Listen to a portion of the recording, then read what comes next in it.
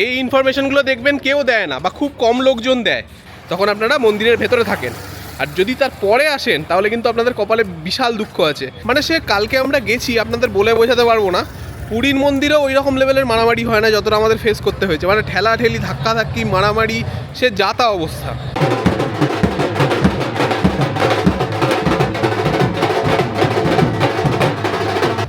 একদম পরপর সবাই লাইন মেনটেন করে খুব সুন্দরভাবে আর কি দর্শন হয়েছে। এবার এই জিনিসটাই আপনাদের জানার বিষয় যে কখন আপনারা গেলে ঠিকঠাক দর্শন করতে পারবেন।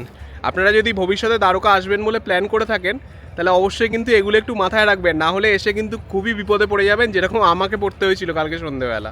এই যে দেখুন গেট নাম্বার 1, এটা লেখা আছে এক্সিট গেট, কিন্তু কিছু বিশেষ ক্যাটাগরির মানুষজন এই গেট দিয়ে এন্ট্রিও নিতে পারেন। এই ইনফরমেশনগুলো জেনে রাখা কিন্তু খুবই দরকারি। আর এই গেটের অপোজিটে আপনারা ফুল, মিষ্টি ইত্যাদি সব কিছু পাবেন ভগবানকে অর্পণ করার জন্য। আর এই মন্দিরের সিকিউরিটি কিন্তু খুব কড়া, প্রায় কোনো কিছু নিয়েই ভেতরে প্রবেশ করতে দেওয়া হয় না। চলুন আপনাদের দেখিয়ে দিই কোথায় আপনারা ব্যাগ, মোবাইল, ক্যামেরা, জুতো ইত্যাদি সেফলি রাখতে পারবেন। যে ধাক্কাধাক্কি বা যে ঠেলাঠেলিটা ওখানে হচ্ছে বা হয়েছিল কালকে, তো সেটা আপনি সহ্য করে নিতে পারবেন, কিন্তু ওনারা তো পারবেন না। সো এই প্রবলেমটা বিশালভাবে আমি ফেস করেছি, এবং আপনারা যাতে না ফেস করেন সেই জন্য কিন্তু আমার এই ভিডিওটা বানানো এবং এই কথাগুলো বলা। এবার আপনারা যদি আমায় জিজ্ঞেস করেন যে কোনটা হচ্ছে সবথেকে ভালো টাইম ভিড় কম পাওয়ার জন্য, সেটা আমি নিজে ফার্স্ট হ্যান্ড এক্সপিরিয়েন্স করেছি বলেই আপনাদের বলছি।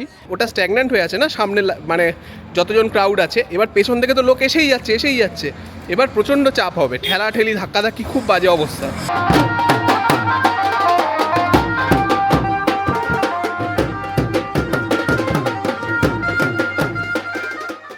জয় দ্বারকাধীশ, 4 ধামের অন্যতম এক ধাম এবং শ্রীকৃষ্ণের রাজধানী দ্বারকা নগরীতে আপনাদের সুস্বাগতম। এই ভিডিওতে থাকছে দ্বারকা মন্দিরের ব্যাপারে A to Z সমস্ত কিছু তথ্য। কোন সময় গেলে ভিড় কম পাবেন, কী জিনিস নিয়ে প্রবেশ করতে পারবেন না, কোন সময়টা একদমই অ্যাভয়েড করা উচিত ইত্যাদি সব কিছু জানাবো আপনাদের। ভিডিওটি ইনফরমেটিভ মনে হলে অবশ্যই ভিডিওটা একটু লাইক করে দেবেন, আর চ্যানেলে নতুন হলে অবশ্যই চ্যানেলটা একটু সাবস্ক্রাইব করে নেবেন। এতে কিন্তু আপনার কোনো টাকা পয়সা খরচ হবে না। চলুন তাহলে শুরু করা যাক। Good evening from Dwarka. Evening বলছি, এখন বাজে হচ্ছে 5:30, কিন্তু এত রোদ এখনও এখানে যে আমাকে সানগ্লাস পরে কথা বলতে হচ্ছে। বাই দ্য ওয়ে, এটা ডিসেম্বর মাস, তো ডিসেম্বর মাসে লোকজন রোদ লাগাতে চায় গায়ে। কীরকম রোদ এক্সপেক্ট করে যে একটু মিষ্টি রোদ হবে সেরকম, কিন্তু এখানে সিম্পলি মানে এত গরম লাগছে, মানে অসহ্য রোদ। আমি জানি না এখানকার মানুষজন এপ্রিল মে মাসে কীভাবে সার্ভাইভ করে। রোদটা যদি আপনি বেশিক্ষণ গায়ে লাগান না, টানা গা জ্বলবে আপনার রীতিমতো। তবে ঘাম কিন্তু বেশি হচ্ছে না, কারণ ড্রাই ওয়েদার, তো সো ঘাম কিন্তু অতটা হবে না, যতটা মানে এর থেকেও কম গরমে কলকাতায়, যেহেতু হিউমিডিটি বেশি, কলকাতায় কিন্তু বেশি ঘাম হয়। তো যাই হোক, এবার আসল কথা বলি, সেটা হচ্ছে আপনারা সবাই জানেন যে এই দ্বারকা হচ্ছে দ্বারকাধীশ মন্দিরের জন্য বিখ্যাত। আমাদের 4 ধামের এক ধাম এই দ্বারকা। কিন্তু ব্যাপারটা হচ্ছে এখানে আসার আগে আপনাদের কয়েকটা ইনফরমেশান খুব গুরুত্বপূর্ণ, মানে আপনাদের জেনে নেওয়া। এই তথ্যগুলো যদি আপনারা না জানেন তাহলে কিন্তু এখানে এসে আপনারা মানে ফলস পজিশনে পড়তে বাধ্য। আমি প্রচুর ভিডিও দেখেছিলাম ইউটিউবে আসার আগে আর কি, প্রচুর রিসার্চ করেছিলাম। কিন্তু ব্যাপারটা হচ্ছে যে দেখুন, মন্দির কখন খোলা থাকে কখন বন্ধ থাকে এই কথাটা তো সবাই বলে, বা এটা আপনি গুগল করলেও আপনি পেয়ে যাবেন। যে আমি আপনাদের তাও বলে দিচ্ছি, সকাল 6:30টার সময় খোলে, দুপুর 1টা অবধি খোলা থাকে, আবার দুপুর 1টায় বন্ধ হয়, আবার খোলে হচ্ছে বিকেল 5টায়, আর রাত 9:30 অবধি চলে দর্শন। তো এই ইনফরমেশানগুলো আপনি সব জায়গায় পাবেন, এটা খুব জেনারেল একটা ইনফরমেশান। কিন্তু আসল যে কথাটা সেটা হচ্ছে যে 3টের সময় আরতি হয়, সকাল 6:30টায় মঙ্গল আরতি, সন্ধ্যে 7:30টায় সন্ধ্যা আরতি, আর রাত 8:30টায় শয়ন আরতি। এবার এই যে 3টে আরতি যখন হয়, তার আশেপাশে যদি আপনি যান তাহলে যে কেসটা হবে, যেটা আমরা ফেস করেছিলাম কালকে, যখন এমনিতেই আপনারা জানেন যে সব মন্দিরেই ভিড় একটু বেশি হয়। এখন এখানে হচ্ছে পিক সিজন, তো ভিড় বেশি হবে, এটা আর কি এক্সপেক্টেড। কিন্তু ব্যাপারটা হচ্ছে যখন ওই আরতিটা হয় না আধ ঘন্টা ধরে, তখন ক্রাউডটা মানে স্ট্যাগন্যান্ট হয়ে যায় ওই জায়গাতে, মানে সবাই দাঁড়িয়ে দাঁড়িয়ে, ন্যাচারাল ব্যাপার, আরতি দেখে, তো মুভ করে না। এবার যেহেতু ওখানে আপনার ক্রাউডটা পুরো দাঁড়িয়ে আছে, তো পুরো পেছনে লাইন হয়ে যায়, এবং মানে ওই আরতির ঠিক পর মানে সে কালকে আমরা গেছি, আপনাদের বলে বোঝাতে পারবো না। পুরীর মন্দিরেও ওই রকম লেভেলের মারামারি হয় না যতটা আমাদের ফেস করতে হয়েছে। মানে ঠেলাঠেলি, ধাক্কাধাক্কি, মারামারি, সে যা তা অবস্থা। কিন্তু আজকে সকালে আবার আমরা গেছি, তখন বাজে হচ্ছে সকাল 7:15-20।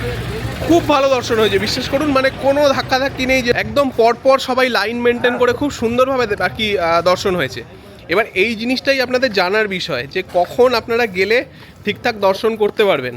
কারণ সকাল 6:30টায় আপনাদের বললাম একটা মঙ্গল আরতি হয়, ওই 6:30 থেকে 7টা, ওই 7টা যে মঙ্গল আরতি হয়ে গেল, আপনি যদি তার 10-15 মিনিট পর যান, তাহলে ওই ভিড়টা ছড়ে যাবে, যারা আর কি দাঁড়িয়ে দাঁড়িয়ে আরতিটা দেখছিল তারা বেরিয়ে যাবে। এই ইনফরমেশনগুলো দেখবেন কেউ দেয় না, বা খুব কম লোকজন দেয়। এতে করে কিন্তু সাধারণ মানুষের প্রচুর প্রবলেম হয়, যেটা আমারও হয়েছে। তো আপনারা কিন্তু ভুলেও এই টাইমটায় আসবেন না। সন্ধেবেলা যদি আসেন 7:30, 8:30, এর এই যে টাইমটা, মানে 7:30 থেকে 8টা অবধি হচ্ছে সন্ধ্যা আরতি, 8:30 থেকে 9টা হচ্ছে শয়ন আরতি। যদি আপনারা আরতি দেখতে চান তাহলে আরেকটু আগে চলে আসবেন, এসে যখন আরতি স্টার্ট হয় যাতে মানে সেই বুঝে আসবেন, যখন আরতি স্টার্ট হবে তখন আপনারা মন্দিরের ভেতরে থাকেন। আর যদি তার পরে আসেন তাহলে কিন্তু আপনাদের কপালে বিশাল দুঃখ আছে, কারণ কম করে 1 ঘন্টা আপনাদের লাইনে এক জায়গায় দাঁড়িয়ে থাকতে হবে। আপনারা আরতি শুনতে পাবেন, দেখতে পাবেন না, এবং যেহেতু আর কি ওটা স্ট্যাগন্যান্ট হয়ে আছে না, সামনে মানে যতজন ক্রাউড আছে, এবার পেছন থেকে তো লোক এসেই যাচ্ছে, এবার প্রচণ্ড চাপ হবে, ঠেলাঠেলি ধাক্কাধাক্কি, খুব বাজে অবস্থা। আর একটা কথা বলে দিই, সেটা হচ্ছে সকাল 8টা থেকে 9টা অবধি কিন্তু দর্শন বন্ধ থাকে, এটা একটা মাথায় রাখবেন। যারা সকালে যাচ্ছেন, 6:30 থেকে 7টা অবধি মঙ্গল আরতি হয়, 7টা থেকে 8টা অবধি দর্শন হয়, 8টা থেকে 9টা অবধি অভিষেক হয়, সেই জন্য ওই সময় কিন্তু দর্শন বন্ধ থাকে। তার মানে বুঝতে পারছেন, ওই 1 ঘন্টা যেহেতু দর্শন বন্ধ থাকে, মন্দির খোলা আছে কিন্তু দর্শন বন্ধ, তো ওখানে ওই আবার ওই ক্রাউড যেটা আছে সেটা পুরোপুরি মানে স্ট্যাগন্যান্ট হয়ে থাকবে, মানে লাইনের পর লাইন জমবে। সো আপনারা যদি 9টার দিকে যান তাহলে সেই সময়টা মারাত্মক ভিড় হবে, 8টা থেকে 9টা যেহেতু লোকজন দাঁড়িয়ে আছে। তো এই জিনিসগুলো কিন্তু একটু মাথায় রাখতে হবে। চলুন এবার এই মন্দিরটির ব্যাপারে কয়েকটা ইনফরমেশন আপনাদের জানিয়ে দিই। এই দ্বারকাধীশ বা জগৎ মন্দির ভগবান শ্রীকৃষ্ণকে উৎসর্গ করে নির্মিত। এখানে শ্রীকৃষ্ণকে দ্বারকাধীশ বলে উল্লেখ করা হয়, যার অর্থ হল দ্বারকার রাজা। এই মন্দিরটির তাৎপর্য অপরিসীম, কারণ হিন্দু ধর্মমতে এটি 4 ধামের অন্যতম একটি ধাম। মনে করা হয় ভগবান শ্রীকৃষ্ণের প্রপৌত্র বজ্রনাভ কৃষ্ণের বাসস্থান অর্থাৎ হরিগৃহের ওপর এটি নির্মাণ করেছিলেন। হিন্দু কিংবদন্তি অনুসারে এই দ্বারকা ছিল কৃষ্ণের রাজ্যের রাজধানী, যেখানে তিনি মথুরা ত্যাগ করার পর 36 বছর রাজত্ব করেছিলেন। পরে কালের নিয়মে এই মন্দিরটি সমুদ্রগর্ভে বিলীন হয়ে যায়। মনে করা হয় সমুদ্রের অতল গভীরে এখনও এই মন্দিরটির অস্তিত্ব রয়েছে। আপনারা এখন যে মন্দিরটি দেখছেন সেটি ষোড়শ শতাব্দীতে পুনর্নির্মাণ করা হয়েছিল। মন্দিরটি নরম চুনাপাথর দ্বারা নির্মিত। এতে একটি গর্ভগৃহ, একটি প্রবেশকক্ষ এবং 3 দিকে বারান্দা সহ একটি আয়তাকার হল রয়েছে। আর এই মন্দিরের 2টি প্রবেশদ্বার রয়েছে, স্বর্গদ্বার অর্থাৎ স্বর্গের দ্বার এবং মোক্ষদ্বার অর্থাৎ মুক্তির দ্বার। আচ্ছা, এই যে সামনে দেখছেন মানুষজন প্রবেশ করছেন মন্দিরে, এটা হচ্ছে 2 নম্বর গেট। 2 নম্বর গেট দিয়ে ঢোকার পর এরকম ব্যারিকেড করা আছে, ছেলে এবং মেয়েদের কিন্তু আলাদা লাইন হয়। দেখুন মন্দিরের বাইরেই ফুলও বিক্রি হচ্ছে, এদের কাছ থেকে কিনলে আপনারা একটু কমে পাবেন। না হলে গেটের উল্টো দিকেই দোকান আছে, ফুল মিষ্টি ওখানেই পেয়ে যাবেন। আচ্ছা দেখুন, ইন্ট্রোতে বলেছিলাম না কিছু বিশেষ ক্যাটাগরির মানুষ গেট নাম্বার 1 দিয়ে প্রবেশ করতে পারবেন। দেখুন এখানে ডিটেলে লেখাই আছে, পজ করে একটু পড়ে নেবেন। এই যে এইটা হচ্ছে গেট নাম্বার 2। ডান দিকে দেখুন সবাই জুতো রেখেছে, যদিও জুতো রাখার প্রপার ডেডিকেটেড জায়গা কিন্তু রয়েছে। আচ্ছা সামনে দেখুন গেট নাম্বার 1 লেখা আছে। এই গেট নাম্বার 1 দিয়েই বিশেষ ক্যাটাগরির মানুষজন প্রবেশ করতে পারবেন, আর নর্মাল মানুষজনের ক্ষেত্রে এটি এক্সিট গেট। আর গেটের বাঁদিকেই দেখুন ফুল মিষ্টি সব বিক্রি হচ্ছে, এগুলো আপনারা ভগবান শ্রীকৃষ্ণকে অর্পণ করার জন্য কিনে নিয়ে যেতে পারেন। 50 টাকা থেকে শুরু করে 200, 300, 500 নানান রকমের প্রসাদ সামগ্রী আপনারা এখানে পেয়ে যাবেন। এবার চলুন কোথায় আপনারা ব্যাগ, মোবাইল, ইলেকট্রনিক গ্যাজেটস ইত্যাদি রাখবেন সেটা আপনাদের দেখিয়ে দিই। দেখুন 2 নম্বর এবং 1 নম্বর গেট পেরিয়ে এসে ডান দিকে ঘুরলেই আপনারা পরপর জুতো, ব্যাগ ইত্যাদি রাখার লকার পেয়ে যাবেন, আর এটা কিন্তু একদমই ফ্রি অফ কস্ট। আচ্ছা এবার কী কী জিনিস নিয়ে প্রবেশ করতে পারবেন না সেটা একটু বলে দিই। কোনো রকম ইলেকট্রনিক গ্যাজেট, জুতো, লাইটার, কোনো নেশাজাত দ্রব্য, যে কোনো রকমের ব্যাগ, চামড়ার বেল্ট, মানি ব্যাগ ইত্যাদি নিয়ে মন্দিরের ভেতর প্রবেশ করা যাবে না। তো আমি এই ব্যাপারে সব ইনফরমেশনগুলো দিয়ে রাখলাম, এগুলো আপনাদের প্রচণ্ড কাজে লাগবে এবং এগুলো খুবই হেল্পফুল হবে। আপনারা যদি ভবিষ্যতে দ্বারকা আসবেন বলে প্ল্যান করে থাকেন তাহলে অবশ্যই কিন্তু এগুলো একটু মাথায় রাখবেন, না হলে এসে কিন্তু খুবই বিপদে পড়ে যাবেন, যেরকম আমাকে পড়তে হয়েছিল কালকে সন্ধ্যেবেলা। এবার দেখুন, আপনারা বলতেই পারেন যে মন্দিরে এসছি একটু ঠেলাঠেলি ধাক্কাধাক্কি তো হবেই। এবার সেটা দেখুন, আমাদের মতো বয়সী মানুষজনের জন্য ঠিক আছে, অসুবিধে নেই, আমি একা আসলেও এত কমপ্লেন করতাম না। কিন্তু ব্যাপারটা হচ্ছে যে আপনাদের সাথে যদি সিনিয়র সিটিজেনরা থাকেন, বয়স্ক মানুষজন থাকেন, ওদের কিন্তু বিশাল চাপ হবে, কারণ যে ধাক্কাধাক্কি বা যে ঠেলাঠেলিটা ওখানে হচ্ছে বা হয়েছিল কালকে, তো সেটা আপনি সহ্য করে নিতে পারবেন, কিন্তু ওনারা তো পারবেন না। সো এই প্রবলেমটা বিশালভাবে আমি ফেস করেছি এবং আপনারা যাতে না ফেস করেন সেই জন্য কিন্তু আমার এই ভিডিওটা বানানো এবং এই কথাগুলো বলা। এবার আপনারা যদি আমায় জিজ্ঞেস করেন যে কোনটা হচ্ছে সবথেকে ভালো টাইম ভিড় কম পাওয়ার জন্য, সেটা আমি নিজে ফার্স্ট হ্যান্ড এক্সপিরিয়েন্স করেছি বলেই আপনাদের বলছি। আপনারা অন্ধকার থাকতে থাকতে বেরোবেন একদম ভোরবেলা। মানে এবার দেখুন, আমি ডিসেম্বরে এসেছি, আমি বেরিয়েছি আজকে সকালবেলা, মানে ওই 6:45 নাগাদ। হ্যাঁ, 6:45 সময় আমাদের কলকাতায় পুরো আলো থাকে, কিন্তু এখানে পুরোটা অন্ধকার ছিল। হ্যাঁ, এখানে 7টার আগে আলো ফোটে না, 7টারও বোধহয় পরে আলো ফোটে। যাই হোক, আমি 6:45 বেরিয়েছি। তো আপনাদের কিন্তু এরকম অন্ধকার থাকতে থাকতে বেরোতে হবে। এইবার যদি আপনারা ধরুন সামারে আসেন, প্রথম কথা হচ্ছে আমি একদমই রেকমেন্ড করবো না যে আপনারা সামারে আসুন, কারণ দেখেছেন তো আমি একটা টি শার্ট পরে আছি, জাস্ট এখন ডিসেম্বর মাস, বিকেলবেলা এখন 6:45 বাজে অলমোস্ট, আমি একটা টি শার্ট পরে দাঁড়িয়ে আছি, সমুদ্র আমার পেছনে আপনারা দেখতেই পাচ্ছেন।